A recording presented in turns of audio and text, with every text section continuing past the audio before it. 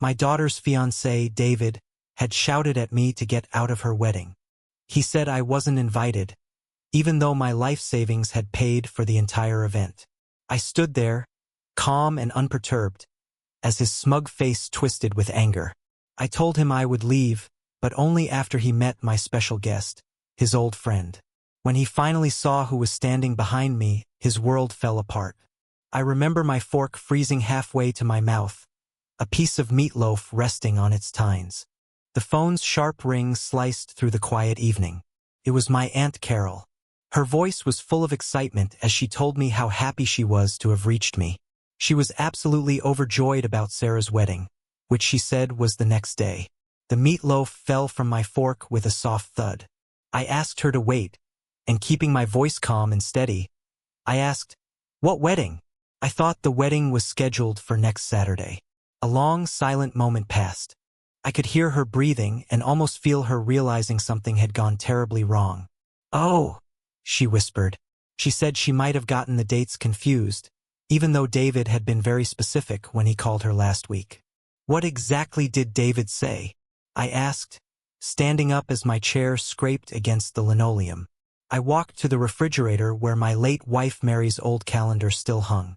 There it was, circled in red ink in my careful handwriting, April 19th, Sarah's wedding.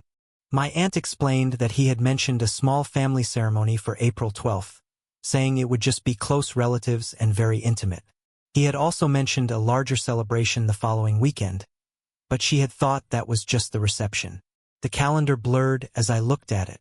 Today was Friday, April 11th. Tomorrow was indeed Saturday, April 12th. I asked who else was flying in. She said David's parents and his cousin had already arrived from out of town, as had his business partner, a tall man with a beard. They were all staying at a hotel in San Francisco. The kitchen's warm yellow light suddenly felt cold and foreign.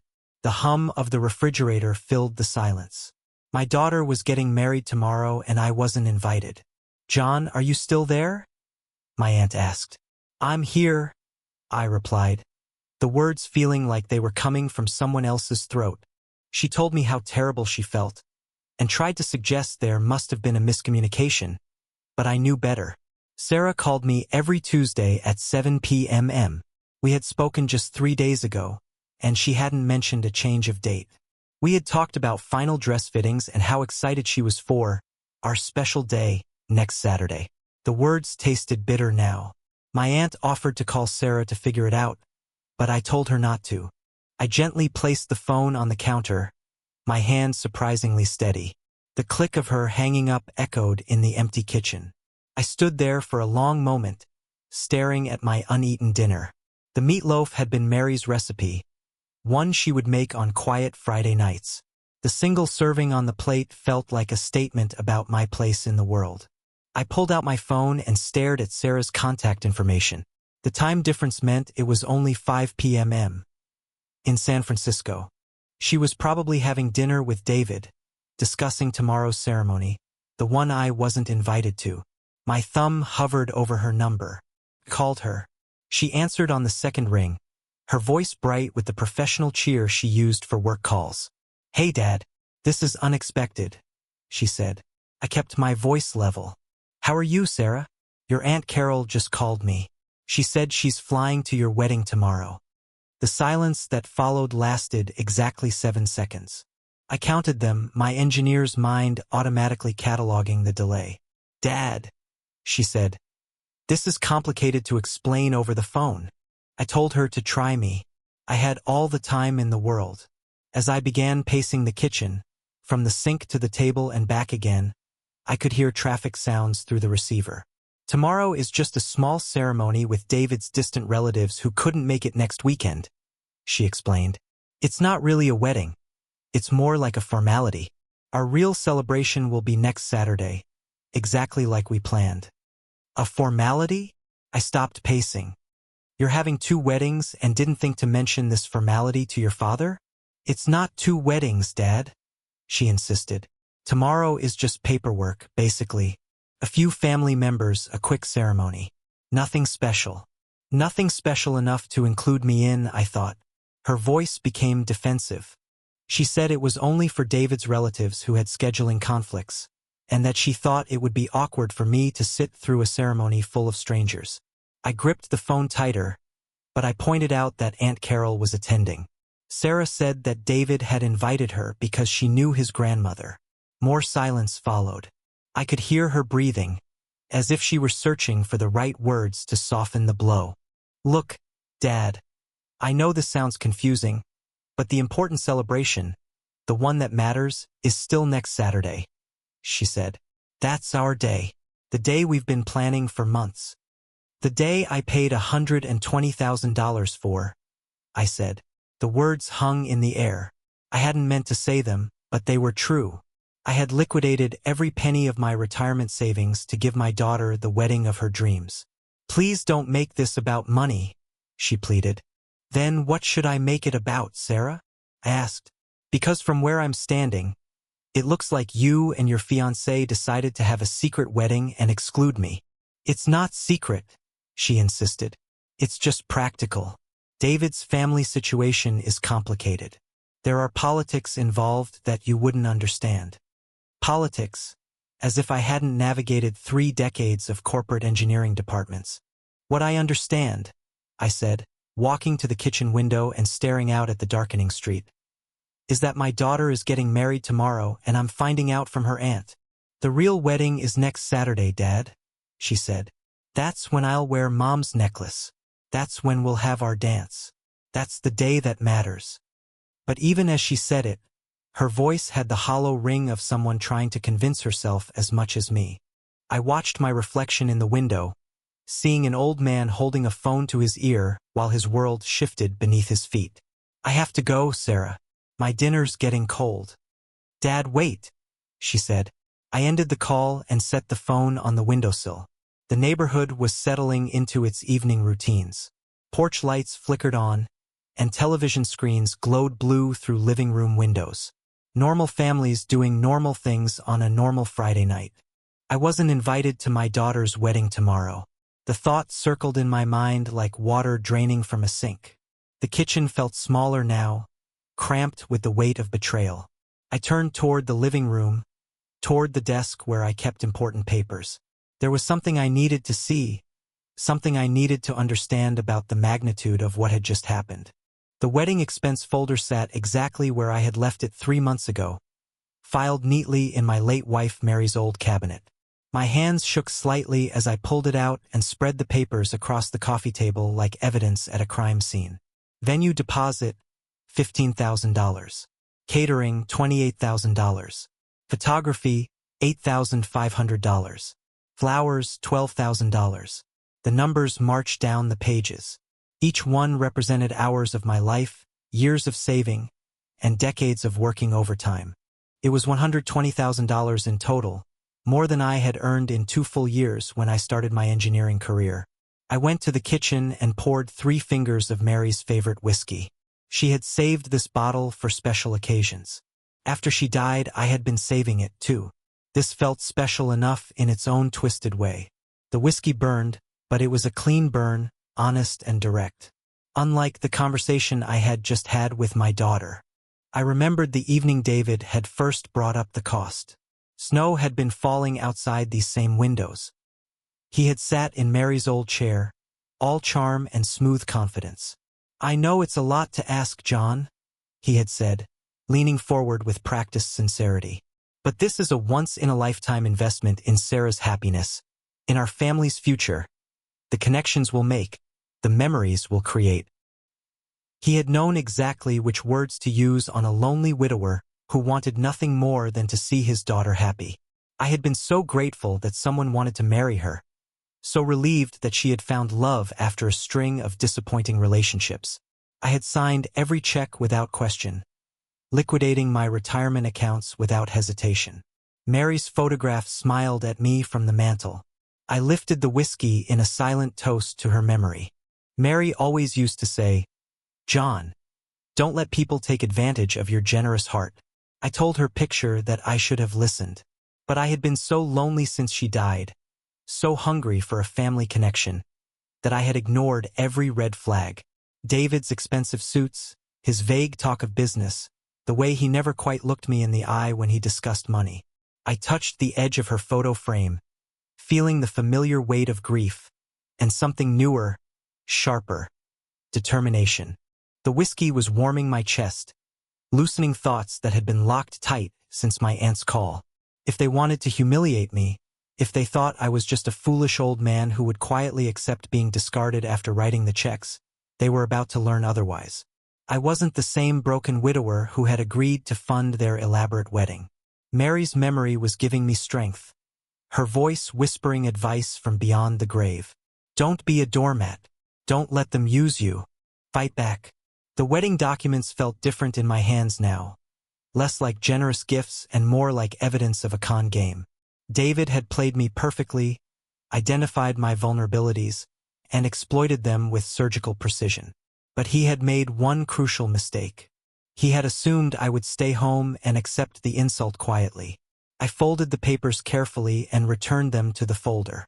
Tomorrow, while my daughter married her charming manipulator, I didn't know exactly where I would be, but I knew I wouldn't be here.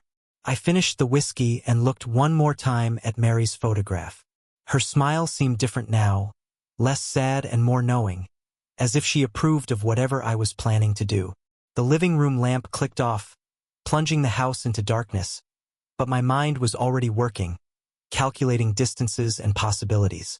By tomorrow evening, David Green would understand that John Weaver wasn't nearly as weak as he had assumed. The folder containing $120,000 worth of wedding receipts lay closed on the coffee table, but the real accounting was just beginning. Sleep had come in fragments, broken by thoughts of betrayal and half-formed plans. I woke up on Saturday morning with a sense of purpose I hadn't felt in years, the kind of clarity that comes after making a difficult decision. Mary always said that problems seem smaller in daylight, but this one had only grown more defined. Coffee dripped into the pot while I prepared a simple breakfast of 2 pieces of toast with butter and strawberry jam. The kitchen felt different in the morning light, less like a scene of devastating revelation and more like a command center. Through the window I could see Mrs. Davis watering her garden next door, blissfully unaware that her neighbor had just discovered his world had shifted overnight. The phone rang at exactly 9 o'clock, an unknown number with an area code from Los Angeles. "Mr. Weaver," the voice said, professional and measured. "My name is Mark Edwards. I'm a private investigator." I set down my coffee cup, suddenly alert. I told him I hadn't hired a detective. "No, sir, you didn't," he said. "But we have what you might call a mutual interest in David Green. I believe I can tell you things about your future son-in-law that would surprise you." The toast grew cold on my plate. I asked him what kind of things he meant. He said they shouldn't be discussed over the phone and asked if I could fly to Los Angeles that day for a 4 p.m. meeting. My engineering mind immediately began calculating logistics. Chicago to LAX, roughly a 4-hour flight. Why should I trust someone I've never met? Because David Green cost me $2 million and nearly destroyed my life, he said. Because your daughter is marrying a man who specializes in exploiting trust. And because based on what I've learned about you, Mr. Weaver, you're not the type of person who lets injustice slide. Something in his tone, controlled anger mixed with professional determination, reminded me of myself. I asked him how he had gotten my number. He said he made it his business to know things about David's associates. When he had learned about the wedding and its financing, he had realized we might be able to help each other. I reached for the pen Mary always kept by the phone and wrote his address on a scrap of paper. Wilshire Boulevard, Suite 1247, the Meridian Building, he said. It's downtown, easy to find from LAX. I asked what he was suggesting. He said he wanted to meet and show me documentation that I would find illuminating. He said that together we could ensure my daughter understood exactly who she was marrying before it was too late. The phrase "before it's too late" hung in the air. Today was Saturday. The secret wedding was happening right now, probably within hours. Tomorrow would be what? I thought that perhaps too late was an optimistic way to put it. But then I remembered Sarah's words from last night. The real wedding is next Saturday, Dad. That's our day. Maybe it wasn't too late after all. Mr. Edwards, I'll be there. I said. Excellent, he replied. And Mr. Weaver, don't mention our conversation to anyone. Not yet. The line went dead. I stared at the paper where I had written his address, my handwriting slightly shaky from a combination of morning coffee and adrenaline. 2 hours ago, I had been a betrayed father with no plan beyond righteous anger. Now I had an appointment with a private investigator who claimed to have evidence about David's past. I pulled out my laptop and began searching for flights. An 11:20 a.m. departure would put me in LA at 1:45 p.m. Local time, perfect for a 4 p.m. meeting. My credit card information was already saved in the system. 3 clicks and I had a boarding pass. The taxi pulled up to a modest glass building on Wilshire Boulevard at 3:45 p.m. I had spent the 4-hour flight trying to imagine what evidence a private investigator might have about my future son-in-law. My theories ranged from financial irregularities to more serious criminal activity, but nothing had prepared me for the reality. Mark Edwards's office occupied a corner suite on the 12th floor. It was professional but hardly luxurious.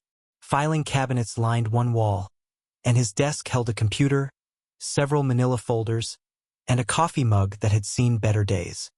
He was tall, maybe 6'2", with a carefully trimmed beard and a direct eye contact that suggested he had learned to read people for a living. "Mr. Weaver, thank you for coming," he said. His handshake was firm and confident. He offered me coffee or water, and I chose coffee, telling him it had been a long day. He poured from a pot that looked like it had been brewing since dawn, handed me a cup, then settled behind his desk with a thick folder. "Before we begin," he said, "I need to ask, what do you know about David's business background?" I told him he talked about a fintech startup and cryptocurrency, about disrupting traditional banking. The corporate buzzwords felt hollow now. Mark nodded grimly. "CryptoFlow," he said. "That was the name of our startup. Our partnership began 2 years ago with what I thought was a legitimate business opportunity." He opened the folder and spread documents across his desk. Bank statements, legal papers, email printouts, the detritus of a business relationship gone wrong. David Green stole $2 million from me and the intellectual property for what became CryptoFlow, he said. The technology, the business model, even the marketing strategy, all of it was developed in partnership. But when it came time to launch, I found myself frozen out of my own company. I leaned forward, examining the papers. As an engineer, I understood contracts and financial structures. The documentation told a clear story of systematic theft disguised as a business strategy. "Why didn't you take him to court?" I asked. "I did," he replied. "Spent 18 months and another $250,000 in legal fees. But David's lawyers found technical loopholes in our partnership agreement. Turns out he had been planning the theft from the beginning, crafting contracts that appeared equitable but contained carefully worded escape clauses. An email chain caught my attention. It showed David discussing exit strategies and asset protection just weeks after their partnership began. The dates were clear. He had been planning to steal from Mark almost from day one. So technically, he didn't break the law. "Technically, no," Mark said. "Morally and ethically, absolutely. But the courts don't prosecute moral bankruptcy." I studied a photograph clipped to one of the documents. It showed David at some tech conference accepting an award for innovative leadership in cryptocurrency.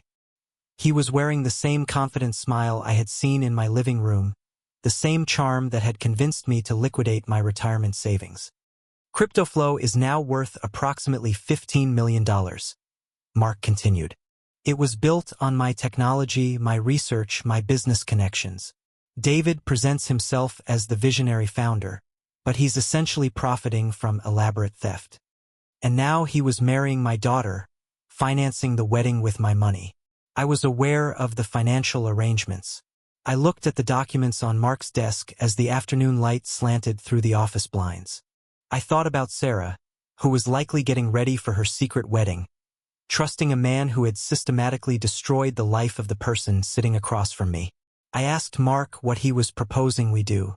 He said his plan was exposure, a public revelation of who David Green really was. The official wedding next Saturday would be the perfect opportunity, a room filled with people, including many of David's business associates, who would be very interested to learn about his past. I asked him if he wanted to ruin my daughter's wedding. He said he wanted to save my daughter from marrying a professional con artist, and that the truth, while inconvenient, was still the truth. I put my coffee cup down as my decision became clear. I asked him what he needed from me. He said he needed access, credibility, and someone who understood that David couldn't be allowed to continue destroying lives. Outside the office, traffic hummed 12 floors below. Inside, two men who had been wronged by the same charming sociopath were forming an alliance. The folder of evidence sat between us like a weapon waiting to be used. We would make sure that at my daughter's wedding tomorrow, David would finally face the consequences for his actions. I asked him when we were leaving for San Francisco. My hotel breakfast had never felt so purposeful. At 10 a.m., Mark and I sat at a restaurant in the Union Square Marriott, surrounded by tourists planning shopping trips and business travelers checking their phones. Our conversation, however, was focused on strategy and timing. I told him the wedding started at 2 p.m. and asked when we should make our move. I stirred sugar into my coffee. He explained we should do it after the ceremony but before the reception, when everyone was relaxed and celebrating. That would give us the maximum audience and maximum impact. He had flown up from Los Angeles the night before, just as I had. We had agreed to travel separately to avoid drawing attention, though I wasn't sure from whom. David didn't know either of us would be there. Our first task that morning was practical. I needed something to wear. My flannel shirt and comfortable pants were fine for flying, but not for confronting my daughter's fiancé at a high-end San Francisco wedding. Nordstrom at Union Square was the solution. A well-dressed salesman guided me toward a charcoal gray suit that would complement my graying hair. He said the suit fit me perfectly, and when he asked if it was for a special occasion, I told him it was for a very special wedding. The suit felt like armor, transforming me from a nervous father into a man ready for action. I felt that Mary would have approved of the fit and would have adjusted my tie and told me I looked distinguished. That thought gave me confidence. While I was shopping for clothes, Mark went back to his methodical detective work. When we met at noon outside the Fairmont Hotel, he was carrying a leather document case that looked both professional and ominous. He said it was for reconnaissance as we observed the wedding preparations from across the street. Florists wheeled arrangements through the elegant entrance, catering trucks were lined up in the service area, and an army of wedding professionals orchestrated what was clearly an expensive production. $120,000. I murmured, watching my money transform into David's perfect day. Mark replied that it was about to be the most expensive mistake he had ever made. We found a coffee shop with a clear view of the hotel entrance, ordered espressos, and watched the first guests arrive. They were David's family, judging by their expensive clothes and entitled demeanor, and his business associates in perfectly tailored suits. They were the kind of people who would appreciate learning they had been associating with a fraud.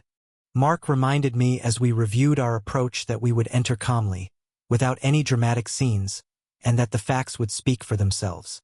I asked what would happen if David tried to have us removed. He said David wouldn't be able to. There were too many witnesses and the setting was too public. Once people heard what we had to say, they would want to hear more. The afternoon slowly approached our confrontation. We returned to our hotel rooms to prepare, agreeing to meet at 1:30 p.m. for the short walk to the Fairmont. I showered, dressed carefully in my new suit, and spent several minutes studying myself in the bathroom mirror. The man looking back at me appeared older than I remembered, but he was determined. The past 24 hours had fundamentally changed my expression. I no longer looked like a victim. At 1:25, my phone buzzed with a text from Mark saying he was ready and to meet him in the lobby. I collected my hotel key card, checked my appearance one final time, and headed toward the elevator.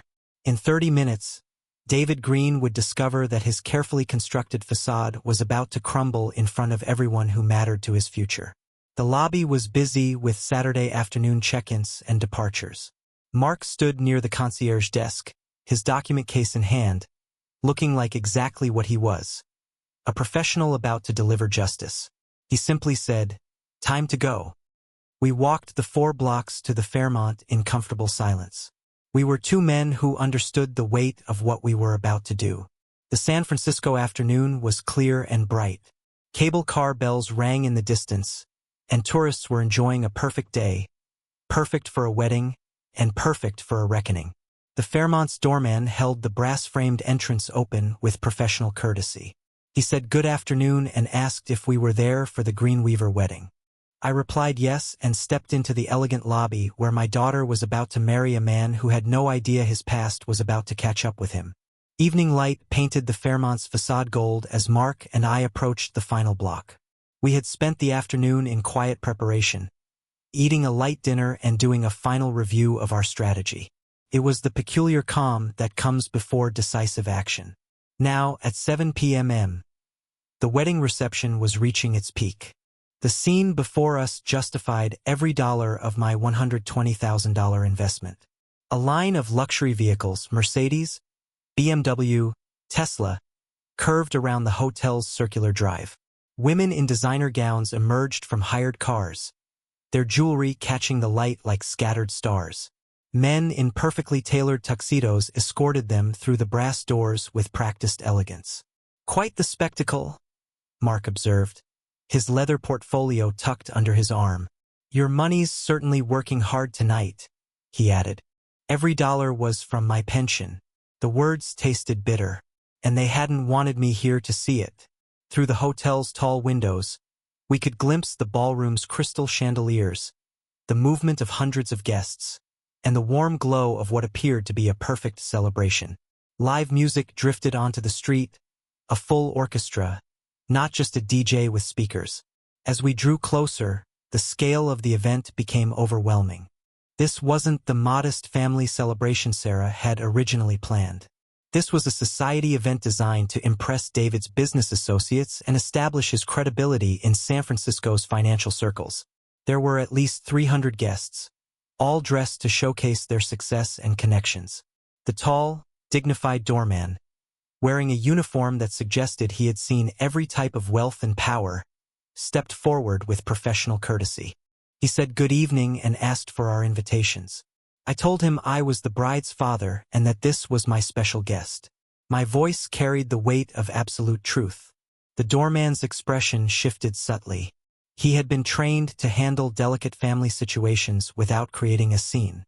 He told us the reception was in the grand ballroom and that he hoped we would enjoy the celebration. Inside, the Fairmont's marble lobby gleamed under elaborate lighting. Wedding photographers moved through clusters of guests like choreographed dancers, capturing every perfect moment. The air itself seemed to sparkle with champagne bubbles and expensive perfume. Mark stayed slightly behind me as we approached the ballroom entrance, allowing me to take the lead as the father of the bride while he maintained his mysterious observer status. The sound grew louder as we approached. Laughter, conversation, the clinking of crystal glasses, and music suggested the reception had been underway for hours. Then we entered the ballroom itself. The sight took my breath away.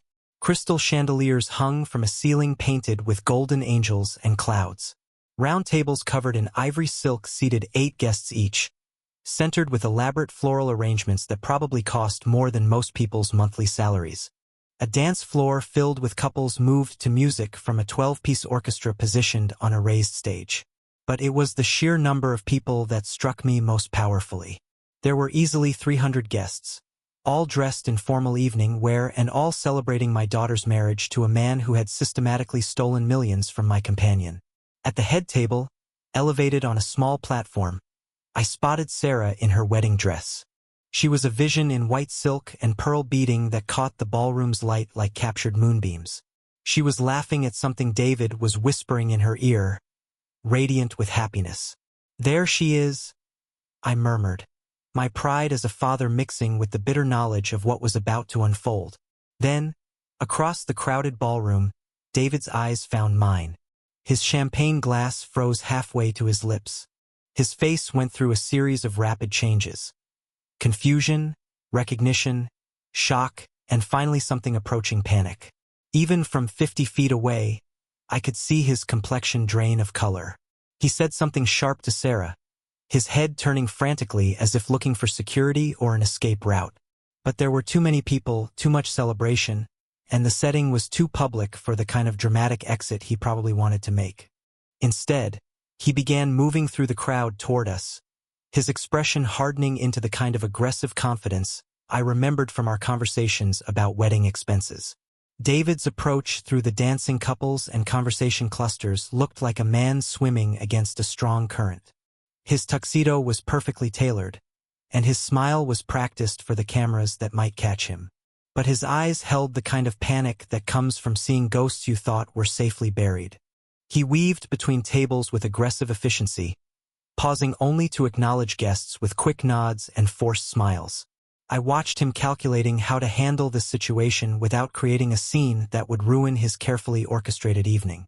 When he finally reached us, standing near the ballroom entrance with Mark positioned strategically behind me, his voice was louder than the elegant setting warranted. He asked me what I was doing there, adding that I hadn't been invited. The nearby conversations faltered slightly. This wasn't the kind of exchange expected at a high society wedding reception. I felt dozens of eyes turning our way, curiosity mixing with the social embarrassment that comes from witnessing family drama. "Hello, David," I replied, keeping my voice level and warm. "I see the party's in full swing." His face flushed red above his white bow tie. He told me to get out of there right now before he called security. I told him that would certainly create the kind of memorable moment his business associates would talk about for years. I gestured slightly toward the watching crowd, though I wasn't sure that was the reputation he wanted to build. David's eyes darted around the ballroom, taking in the growing attention our exchange was generating. The music continued, and couples still danced, but there was a perceptible shift in the room's energy. People were beginning to notice that something interesting was happening near the entrance. "I'm leaving soon," I continued, enjoying the psychological advantage my calm demeanor gave me. "But first, I want you to meet my special guest, an old friend of yours." He asked what friend and what I was talking about, his voice cracking slightly. I turned slightly, allowing him to see Mark more clearly. The detective stood with professional patience, his leather portfolio held casually at his side, his expression neutral but watchful. David's reaction was immediate and telling.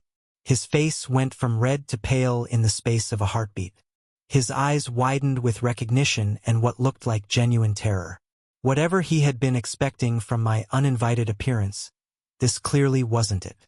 "No," he whispered, the word barely audible over the ballroom's ambient noise. "Mark Edwards," I said, as if introducing old friends at a cocktail party. "I believe you two have some catching up to do." David took an involuntary step backward, bumping into an elderly woman in a beaded gown who gave him a sharp look. His carefully maintained composure was cracking like ice on a warming lake. He hissed that I couldn't do this. "Not here, not now," his voice dropping to an urgent whisper. "Can't do what?" I asked. "Bring a guest to my daughter's wedding? Introduce you to someone you already know?" The crowd around us was growing more attentive. Conversations were pausing mid-sentence as wedding guests began to sense that whatever was happening near the entrance was more interesting than small talk. David glanced desperately toward the head table where Sarah was still seated, blissfully unaware that her perfect evening was about to take a dramatic turn. When he looked back at me, I saw something I had never seen before in his confident, charming mask. It was pure, unadulterated fear. "Please," he said, the word coming out strangled. "Whatever you think you know," he said. I told him I didn't think anything, David. I knew everything. Mark stepped forward slightly, just enough to make his presence more prominent without seeming aggressive. The movement was subtle and professional, but David caught it immediately. "Ladies and gentlemen," David announced suddenly, his voice pitched to carry across the nearby tables. "My wife's father has just arrived unexpectedly," he said. "We're going to step outside for a private family conversation." But even as he spoke, I could see Sarah rising from the head table, her white dress flowing around her as she began making her way through the crowd toward us. She had finally noticed the commotion. Sarah moved through the ballroom like a swan navigating troubled waters, her wedding dress trailing behind her in elegant waves. She had set down her champagne flute and excused herself from whatever conversation had been entertaining the head table. Her face showed the kind of polite concern that comes from a hostess sensing something amiss at her own party. As she drew closer, I could see her expression shifting from mild curiosity to genuine confusion. Her eyes moved from me to David to the growing circle of wedding guests who had abandoned their own conversations to watch our little drama unfold.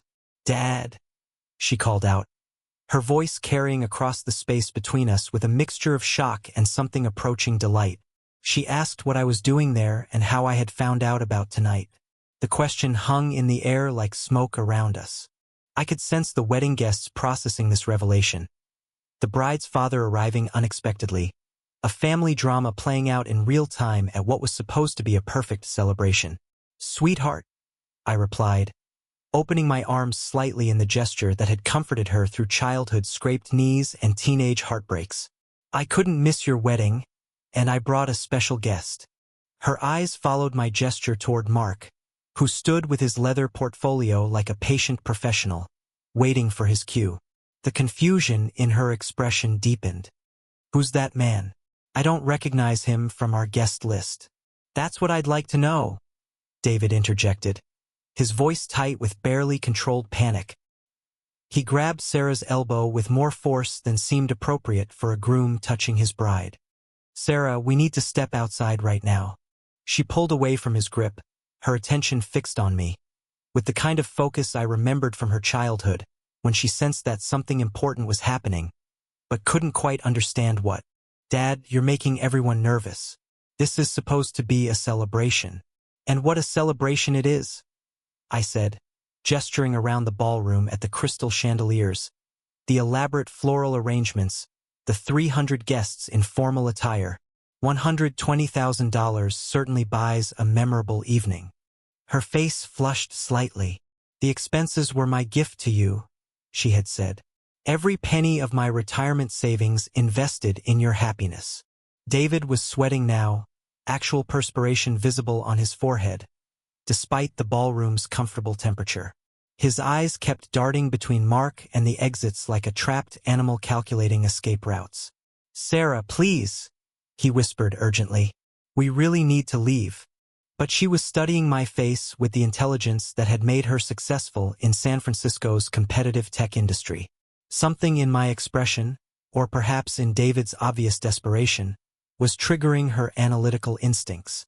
"Why are you so nervous?" she asked her new husband, her voice carrying across the space to nearby guests who were no longer even pretending not to listen. "It's my father. You've met him dozens of times." "Because this isn't just about your father," Mark said, speaking for the first time since we'd entered the ballroom. His voice carried the kind of professional authority that made people pay attention. Calm, measured, and loaded with implication. Sarah turned to study him more carefully. "I'm sorry, but who exactly are you?" "My name is Mark Edwards. I'm a private investigator from Los Angeles." He lifted his leather portfolio slightly. "And I have some information about your husband that I think you should hear." David made a sound that might have been a whimper. Around us, the wedding guests were no longer making any pretense of their own conversations. The music continued, but I could see heads turning throughout the ballroom as word spread that something dramatic was unfolding near the entrance. "What kind of information?" Sarah asked, her voice steady despite the obvious tension. David grabbed her arm again, more desperately this time. "We're leaving now." But Mark was already opening his portfolio, and I could see the moment when David realized that running was no longer an option. I caught Mark's eye across the space between us and gave him the slightest nod. It was time. He moved through the crowd with the methodical precision of a professional who had been waiting for exactly this moment. Wedding guests stepped aside as he approached, sensing the gravity in his deliberate stride. His leather portfolio remained at his side, but everyone in our growing circle could see it contained something significant. "Well, hello there, old friend," Mark said as he reached our small group. His voice carried perfectly across the space, warm with false familiarity. "Didn't expect to see me tonight, did you?" David's face went through several color changes from red to white to a sickly gray that made him look like he might faint right there on the ballroom floor. Mark. The name came out as barely a whisper. What are you doing here? Returning a favor. Settling an intellectual debt. Mark's professional composure was flawless, but I could hear the satisfaction underneath. I brought along some documents I thought you might find interesting. Papers about our joint company, CryptoFlow. The name hit David like a physical blow. He actually staggered backward, bumping into a waiter carrying champagne flutes. The sound of breaking glass created a perfect punctuation mark to the moment. You're insane. David's voice rose above the ballroom's ambient noise. That's all ancient history. Legal matters that were settled years ago. Ancient history for you, perhaps. Mark opened his portfolio with theatrical precision. But for me, it's $2 million in stolen money and a business partnership destroyed by fraud. Time doesn't heal theft, David. Sarah's head swiveled between the two men like she was watching a tennis match. But her expression showed she was beginning to understand that this wasn't about family disagreements or wedding guest lists. $2 million? She repeated, her voice carrying the kind of sharp edge that meant her analytical mind was fully engaged. What? $2 million? Mark began removing documents from his portfolio, bank statements, contracts, email printouts. He spread them across a nearby cocktail table with the methodical precision of someone who had practiced this moment many times. Your husband and I were partners in a cryptocurrency startup called CryptoFlow. I developed the technology, created the business model, provided the initial funding. David was supposed to handle marketing and investor relations. Supposed to? Sarah moved closer to the table, her wedding dress rustling against the evidence. Instead, he systematically transferred company assets to accounts under his sole control, filed new incorporation papers that excluded me entirely, and launched the business as if he'd created it himself. David was shaking his head frantically. None of that is true. Mark is a disgruntled ex-partner who couldn't handle legitimate business decisions. But Sarah was already examining the documents. I watched her face as she read, seeing the moment when her quick intelligence began processing the implications of what lay before her. This bank statement shows a transfer of $2 million, she said slowly, her finger tracing a line on the paper. From CryptoFlow corporate accounts to David Green personal holdings. Fabricated. David lunged toward the table as if he could make the evidence disappear. Those documents have been altered.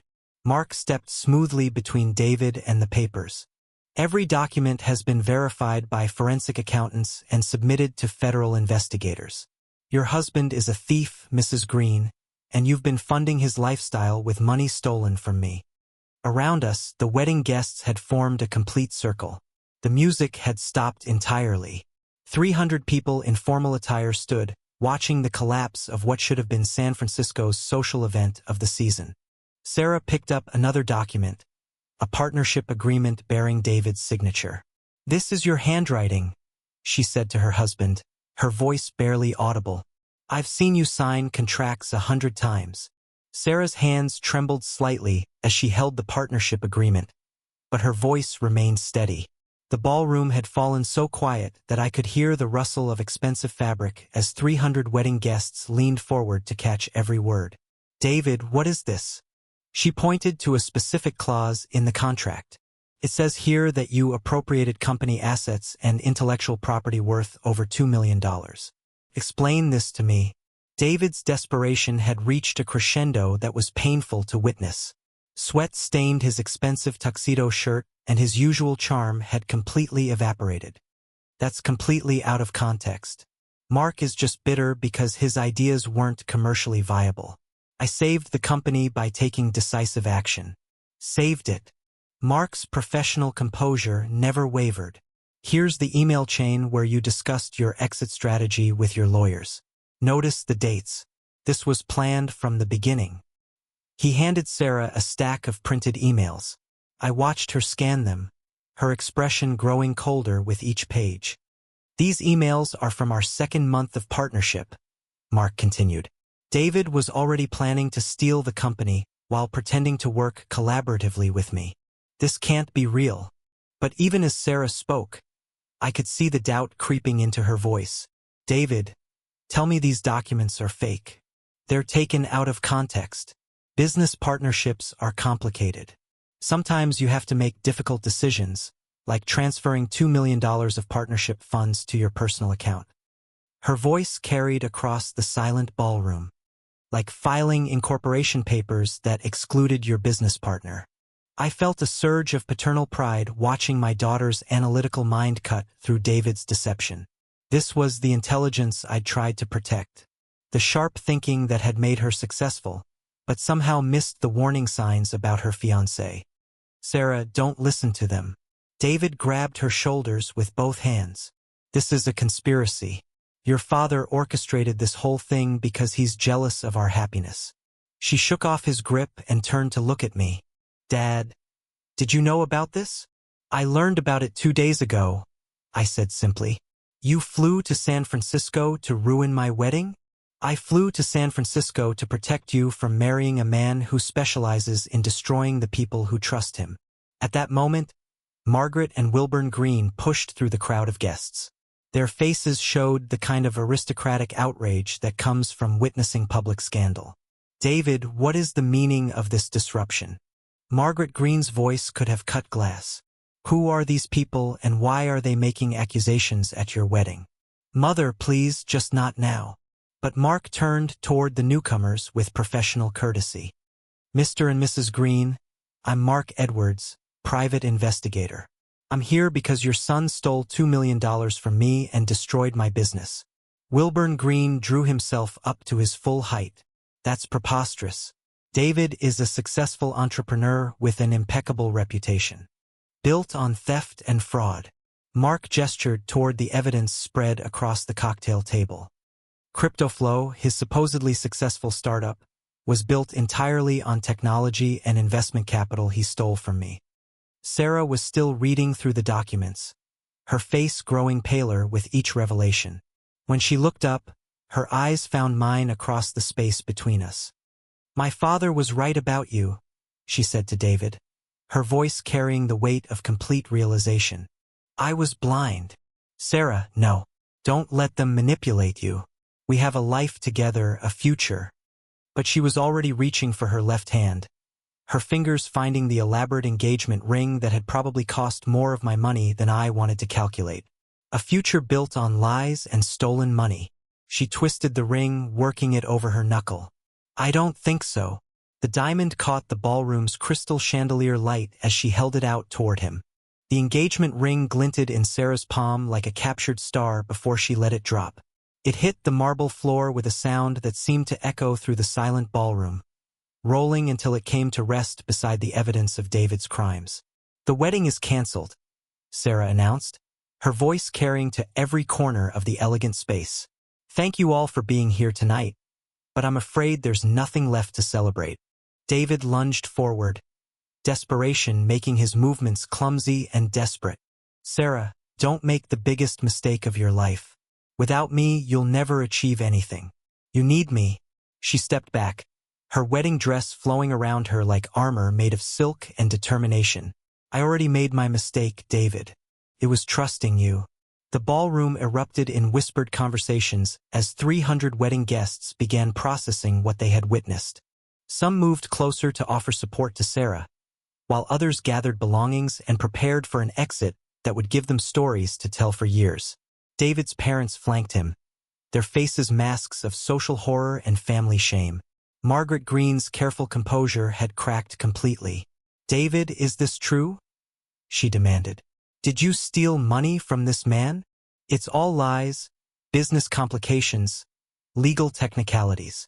But Mark was closing his portfolio, his mission accomplished. The evidence speaks for itself. Your son is a thief and a con artist who nearly succeeded in destroying another family the same way he destroyed my business. This is a setup. David's voice had reached a pitch that bordered on hysteric. You're all conspiring against me. Wilburn Green grabbed his son's arm with the kind of force that suggested years of disappointment, finally finding expression. We're leaving now before you embarrass this family any further. As the Green family began their hasty retreat through the crowd of watching guests, David turned back towards Sarah one final time. "You'll regret this. You'll come crawling back when you realize what you've lost."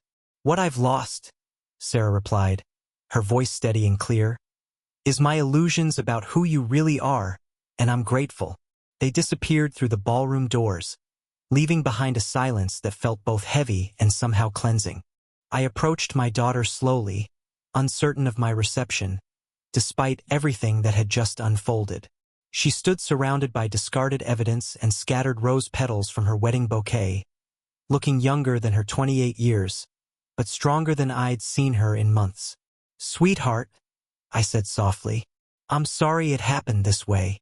She looked up at me with tears streaming down her face, but her expression held relief rather than devastation. "No, Dad. Thank you for opening my eyes." Her voice broke slightly. "I owe you the biggest apology of my life. You tried to warn me and I wouldn't listen." I opened my arms and she stepped into them, the way she had as a little girl when the world seemed too big and complicated to navigate alone. "I love you, Sarah. That's all that matters now." "I love you too, Dad. And I'm sorry I didn't trust you." Over her shoulder, I saw Mark collecting his documents, preparing to fade back into the professional shadows from which he'd emerged. "Mr. Edwards," I called out. "Thank you. Justice has been served." He smiled, the first genuinely warm expression I'd seen from him since we'd met. "Now he can't deceive anyone else. That makes everything worthwhile." The ballroom was emptying around us, guests departing with the kind of respectful quiet that follows unexpected drama. But standing there with my daughter in my arms, surrounded by the remnants of a wedding that was never meant to be, I felt something I hadn't experienced in years. Complete and absolute vindication. Mary would have been proud. Her husband had protected their daughter, exposed the truth, and brought justice to a man who specialized in exploiting trust. The $120,000 had been expensive, but the education it provided was priceless. David Green had finally faced the consequences of his actions, and Sarah was free.